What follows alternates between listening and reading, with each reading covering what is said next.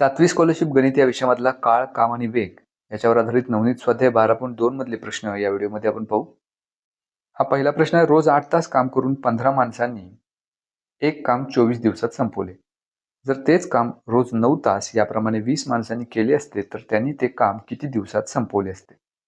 या प्रश्नामध्ये काम एकच आहे, त्यामुळं इथं तास, माणसे आणि दिवस या तिन्हींचा आपल्याला विचार करावा लागणार आहे. पहिल्यांदा पहिल्या वाक्यामध्ये दररोज 8 तास याप्रमाणे 24 दिवस काम केले आणि एकूण माणसांची संख्या 15 आहे.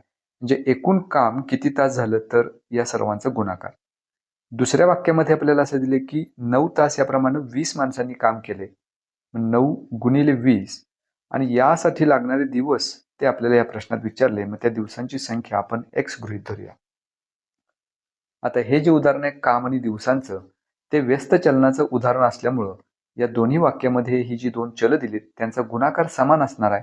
म्हणून या दोन्ही वाक्यांमधला गुणाकार बरोबर चिन्हानं आपण दाखवूया.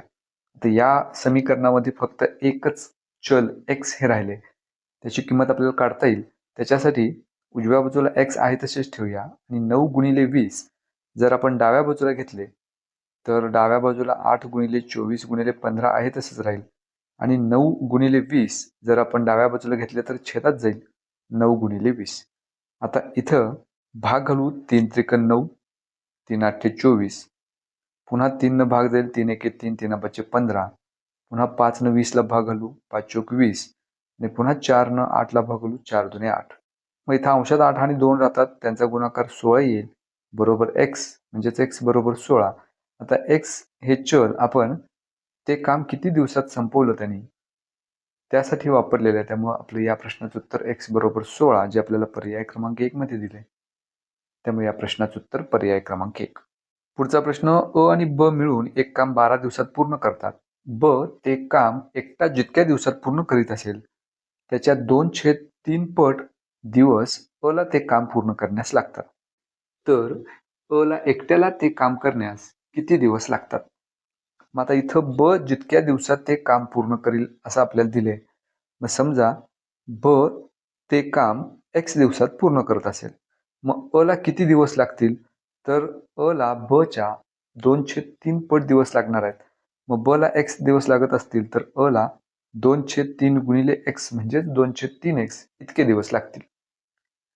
आता याच्यानंतर आपल्याला त्या दोघांनी जर काम केलं तर ते 12 दिवसात पूर्ण करतात असं दिले. मग त्या दोघांचं एका दिवसाचं काम आपण काढूया. म्हणजे ब x दिवसात काम संपवत असेल तर एका दिवसात ब किती काम करेल? 1/x. त्याच पद्धतीनं अ चं एका दिवसाचं काम काढायला अ जेवढ्या दिवसात ते काम पूर्ण करतोय म्हणजे 2/3x ते छेदामध्ये घेऊया, म्हणजे 2/3x होईल.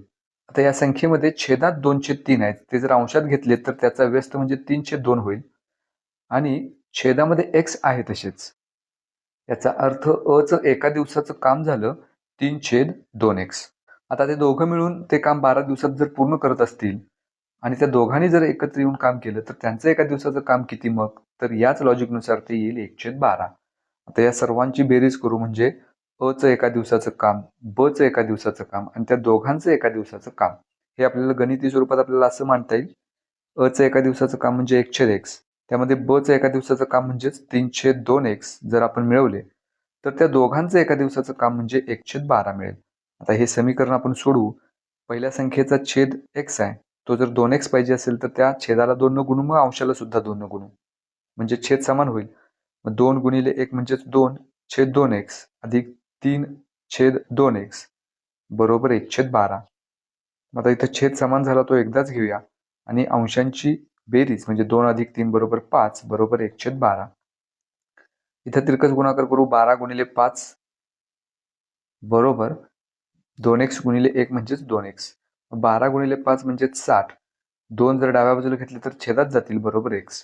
मग इथं 2 न जर 60 ला भाग घालवला तर 30 चा भाग जाईल, म्हणजे x ची किंमत येईल 30. मग ही x ची किंमत मिळाली. मग x म्हणजेच काय? तर ब ला काम करण्यासाठी लागणारे दिवस. पण प्रश्नात विचारले आपल्याला अ ला काम करण्यासाठी किती दिवस लागतात, तर अ ला ब च्या 2/3 पट इतके दिवस लागतात. मग 2/3 पट कुणाची? तर ब ला जितके दिवस लागतात त्याची. मग ब ला दिवस लागतात 30, म्हणून त्याला 30 न गुणायचं. मग 3 30ला भाग घालू, 10चा भाग जाईल.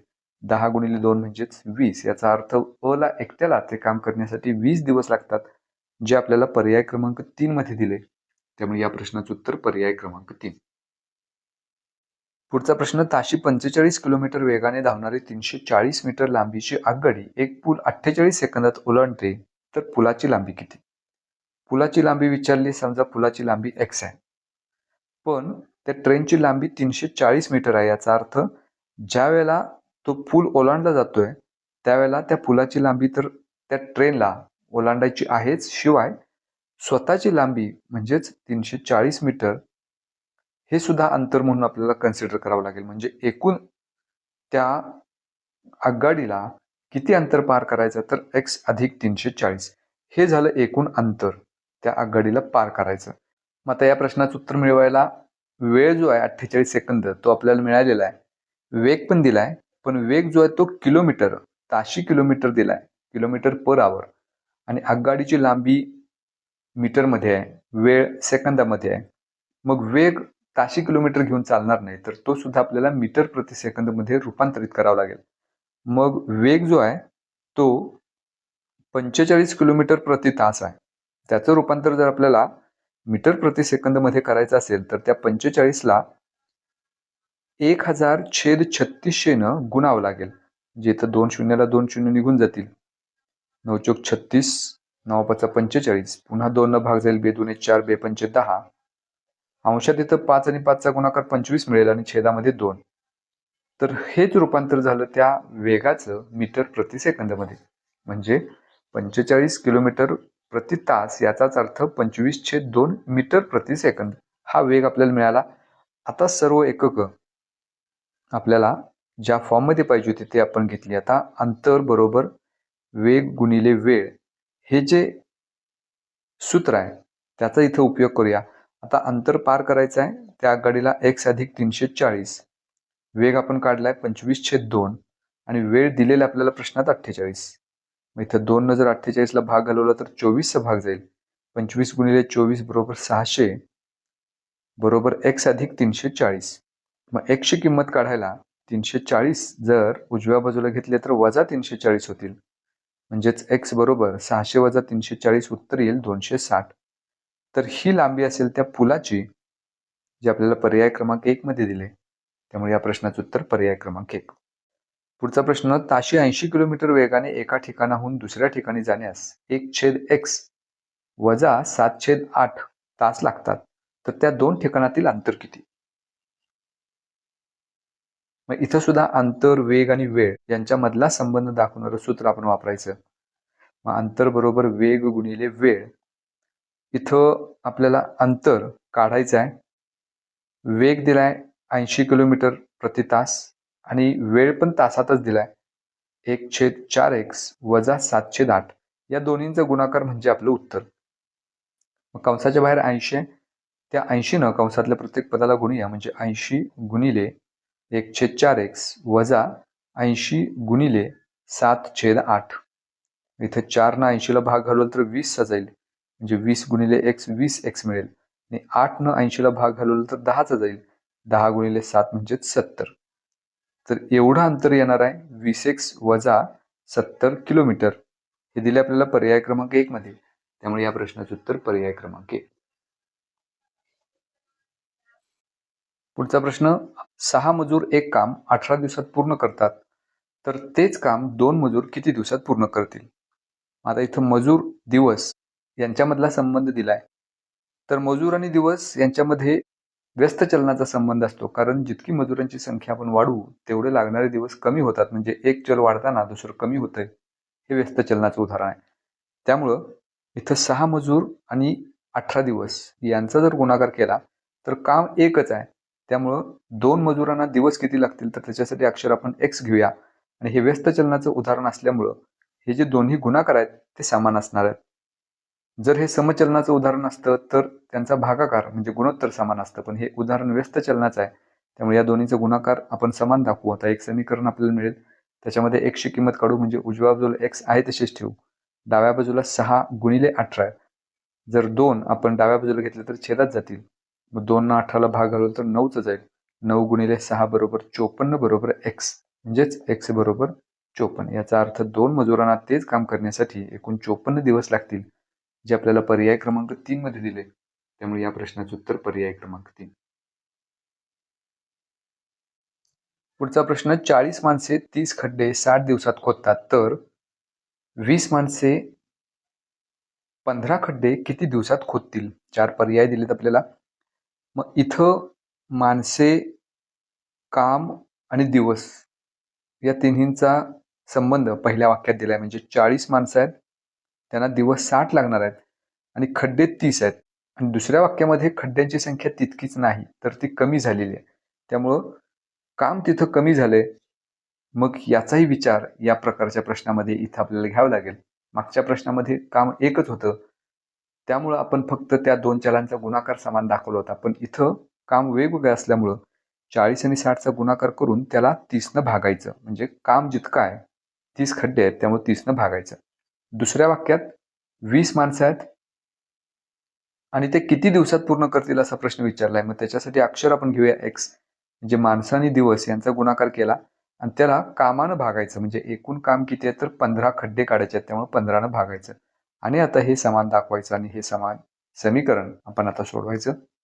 x ची किंमत काढायची, बाजूला x आहे तसंच ठेवूया. तुला 40 गुणिले 60 छेद 30 आणि 20 छेद 15 जर आपण डाव्या बाजूला घेतले तर त्याचा व्यस्त होईल 15 छेद 20. मग 15 एके 15, 15 दुणे 30, 20 एके 20, 20 दुणे 40. इथं 2 ला 2 निघून जातील. उत्तर येईल 60 बरोबर x, म्हणजेच x बरोबर 60. याचा अर्थ ती 20 माणसं 15 खड्डे 60 दिवसात पूर्ण करतील, जे आपल्याला पर्याय क्रमांक 2 मध्ये दिले. त्यामुळे या प्रश्नाचं उत्तर पर्याय क्रमांक 2. पुढचा प्रश्न आहे, 300 मीटर लांबीची आगगाडी एका खांबाला 24 सेकंदात ओलांडते, तर तीच आगगाडी 450 मीटर लांबीचा पूल किती वेळात ओलांडेल? आता ज्या वेळेला आगगाडीला एक खांब ओलांडायचा असतो, त्यावेळेला फक्त त्या आगगाडीचं जे अंतर आहे, जे या प्रश्नात आपल्याला 300 मीटर दिलंय, तेवढंच पार करायचं असतं. म्हणजे त्यावेळेला ते अंतर 300 मीटर आहे. पण ज्या वेळेला त्याच रेल्वेला 450 मीटर लांबीचा पूल ओलांडायचा असतो, त्यावेळेला त्या आगगाडीची 300 मीटर लांबी त्याला पार करायचीच असते. शिवाय 450 मीटर लांबीचा पूल हे अंतर पण त्याच्यात मिळवावं लागतं. त्यामुळे त्यावेळेला अंतर 750 मिळेल, जी ह्या दोन्हींची बेरीज असेल. मग आता पहिल्या वाक्यात आपल्याला अंतर दिले आणि वेळ दिलाय, त्याच्यावरून त्या आगगाडीचा वेग काढता येईल, जो दोन्ही ठिकाणी सेम राहणार आहे. मग याच्यासाठी अंतर बरोबर वेग गुणिले वेळ या सूत्राचा उपयोग आपण करू शकतो. मग अंतर 300 मीटर आहे आणि वेग आपल्याला काढायचा आहे त्या ट्रेनचा आणि वेळ दिली 24 सेकंद. मग 24 जर आपण डाव्या बाजूला घेतले तर छेदात जातील. हा झाला त्या ट्रेनचा वेग, जो युनिफॉर्म असणार आहे. म्हणजे पहिल्या वेळेला सुद्धा तो 300/24 इतकाच असेल, दुसऱ्या वेळेला सुद्धा तितकाच असेल. त्याचं युनिट असणार आहे मीटर पर सेकंड. आता दुसऱ्या वेळेला अंतर वाढलेलं आहे, म्हणजे 300 मीटर ट्रेनची लांबी अधिक 450 मीटर पुलाची लांबी, या दोन्हीची बेरीज 750 मीटर होईल. म्हणजे आता अंतर झाले 750 बरोबर. वेग त्या ट्रेनचा बदलणार नाही, तो 300/24 इतकाच राहणार आहे. आता बदलेल वेळ. आणि ह्या प्रश्नात आपल्याला तेच विचारले की पूल किती वेळात ओलांडेल. हे समीकरण सोडवलं तर आपल्याला या प्रश्नाचं उत्तर मिळेल. मग 750 आहे तसंच डाव्या बाजूला ठेवूया. 300/24 जर आपण डाव्या बाजूला घेतलं तर त्याचा व्यस्त होईल 24/300 बरोबर वेळ. मग इथे या शून्याला शून्य निघून जाईल. 15 दुणे 30, 15 × 75. पुन्हा 2 न 24 ला भाग घालू, 12चा जाईल. 12 गुणिले 5 म्हणजे 60 इतका वेळ लागेल. आणि वेग मीटर प्रति सेकंद असल्यामुळं वेळ लागेल 60 सेकंद. त्यामुळे या प्रश्नाचं उत्तर 60 सेकंद, जे पर्याय क्रमांक 3 मध्ये दिले. त्यामुळे या प्रश्नाचं उत्तर पर्याय क्रमांक 3. पुढचा प्रश्न, काही मजूर दररोज 6 तास काम करून एक काम 32 दिवसात संपवतात, तर तेच काम 24 दिवसात संपवायचे असल्यास मजुरांनी दररोज किती तास जास्त काम केले पाहिजे? इथं काही मजूर असे दिले 6 तास काम करून ते काम 32 दिवसात संपवतात. म्हणजे तास आणि दिवस, म्हणजे त्यांचं एकूण काम किती होईल, तर 6 गुणिले 32 हे त्या मजुरांचं एकूण काम होईल. इतके तास काम होईल. आता तेच काम 24 दिवसात जर संपवायचं असेल तर त्यांनी दररोज किती तास काम करायला पाहिजे, तर त्यांनी दररोज x तास काम करायला पाहिजे असं आपण गृहीत धरूया. कारण मजुरांची संख्या बदललेली नाही, काम सुद्धा बदललेलं नाही आणि मजूर आणि कामाचे दिवस यांच्यामध्ये व्यस्त प्रमाण असल्यामुळं या दोन्हींचा गुणाकार आपण समान दाखवूया. मग आता हे जर सोडवलं तर 6 गुणिले 32 उजव्या बाजूचे 24 जर डाव्या बाजूला घेतले तर छेदात जातील बरोबर x. मग इथं 6 न भाग जाईल, 6 एके 6, 6 चोक 24, पुन्हा 4 न भाग जाईल, 4 आठे 32. मग x ची किंमत 8 मिळेल. पण प्रश्न विचारलाय की त्यांनी दररोज किती तास जास्त काम केले पाहिजे. आत्ता ते दररोज 6 तास काम करतात, पण त्यांना 8 तास काम करावं लागेल. म्हणजे आणखी 2 तास त्यांना जास्त काम करावं लागेल. हे दिले आपल्याला पर्याय क्रमांक 3 मध्ये. त्यामुळे या प्रश्नाचं उत्तर पर्याय क्रमांक 3. हा पुढचा प्रश्न आहे. एक मोटार ताशी 40 किलोमीटर वेगाने सकाळी 5 वाजता एका ठिकाणाहून निघाली. त्यानंतर बरोबर 2 तासांनी दुसरी मोटार त्याच दिशेने व त्याच ठिकाणाहून पहिलीच्या दीडपट वेगाने निघाली. तर दोन्ही मोटारींची भेट किती वाजता होईल? पहिली मोटार तिचा वेग आहे 40 किलोमीटर आणि ती सकाळी 5 वाजता निघालेली आहे. मग एका तासात 40 किलोमीटर इतका वेग आहे, तर 5 वाजल्यापासून 6 वाजेपर्यंत ती मोटार 40 किलोमीटर अंतर पार करेल. 6 पासून 7 पर्यंत आणखी 40 म्हणजेच 80. 8 वाजता आणखी 40 म्हणजे 120. 9 वाजता आणखी 40 म्हणजे 160. 10 वाजता आणखी 40 म्हणजे 200. 11 वाजता आणखी 40 म्हणजे 240. इतकं अंतर 11 वाजेपर्यंत पहिली मोटर पार करेल. आता दुसरी जी मोटर आहे ती त्यानंतर 2 तासांनी निघाली. म्हणजे पहिली मोटर 5 ला निघत असेल तर दुसरी मोटर 7 वाजता निघणार. आणि 7 ते 8 या वेळेत ते अंतर किती पार करेल? तर त्या दुसऱ्या मोटारीचा वेग मात्र पहिलीच्या दीडपट आहे. मग 40 ची दीडपट काढायची म्हणजेच त्याला 302 न गुणायचं. भाग घालवलं तर 20 चा भाग जाईल. 20 गुणिले 3 बरोबर 60. म्हणजे दुसऱ्या मोटारीचा वेग आहे 60 किलोमीटर. याचा अर्थ ती एका तासामध्ये 60 किलोमीटर इतकं अंतर पार करते. मग 7 ते 8 पर्यंत दुसरी मोटार 60 किलोमीटर जाईल. 8 ते 9 पर्यंत आणखी 60 म्हणजे 120. 9 ते 10 पर्यंत आणखी 60 म्हणजे 180. 10 पासून 11 पर्यंत म्हणजे आणखी 60 240. म्हणजे 11 वाजता त्या मोटरनं 240 अंतर पार केलेलं असेल आणि 11 वाजताच पहिल्या मोटरनं 240 किलोमीटर अंतर पार केलेलं असेल. याचा अर्थ त्या दोन्ही मोटारी ज्या आहेत 240 किलोमीटर अंतरावर एकत्र येणार आणि त्यावेळेला वेळ झालेली असणार आहे 11. याचा अर्थ सकाळी 11 वाजता हे आपलं या प्रश्नाचं उत्तर येईल.